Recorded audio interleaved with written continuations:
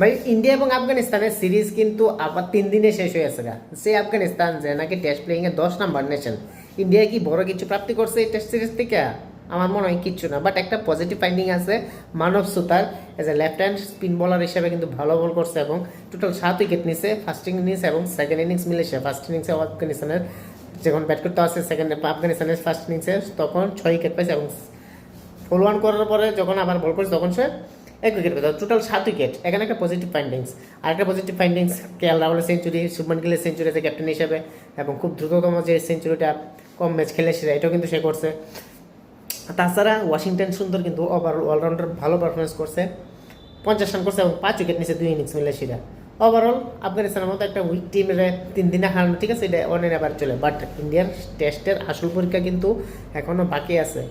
ডাব্লিউটিসির cycle কিন্তু এখনও শেষ হয়েছে না। এই যে ম্যাচ হয়েছে তার কিন্তু 1 পয়েন্টও টিম ইন্ডিয়া পাইব না।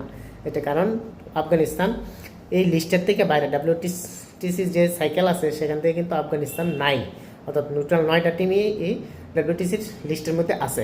কিন্তু এখানে প্রশ্ন হয়েছে, ভারত যে আফগানিস্তানরা হারাইছে, বাদবাকি যে বিদেশি অন্যান্য দেশগুলো ইংল্যান্ড বা অস্ট্রেলিয়া সঙ্গে যে খেলবো বা নিউজিল্যান্ডের সঙ্গে যে খেলবো, তারা কি সেভাবে হারাতে পারবো? কেননা ভারত ঘরের মাঠে কিন্তু টেস্টের মধ্যে খুবই দুর্বল। আমরা যা দেখলাম, অস্ট্রেলিয়া হারাইলো, নিউজিল্যান্ড হারাইলো, এমন করুণ অবস্থা। নিউজিল্যান্ডের 3-0 হারছে, সাউথ আফ্রিকা হারছে।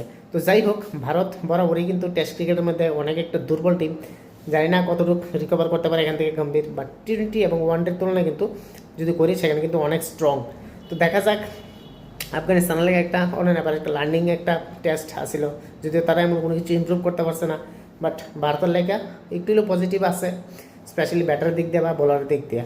তো যাই হোক, টেস্ট ক্রিকেট এমনি শেষ হইতেছে বা একটু হাইলাইট কম হইতেছে, যেই কারণে আমরা দেখলাম টেস্ট ক্রিকেটের মধ্যে দর্শক নাই।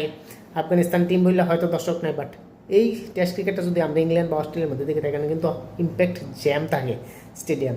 তো জানি না ইন্ডিয়ার মধ্যে টেস্ট ক্রিকেট যে এত পতন হয়েছে, এটা আবার কবে উত্থান হইব, যেহেতু স্টার কোনো প্লেয়ার নেই বর্তমানে দেখতে পাচ্ছি না, বিরাট কোহলি না রোহিত শর্মা না আজিঙ্ক্য রেহানে।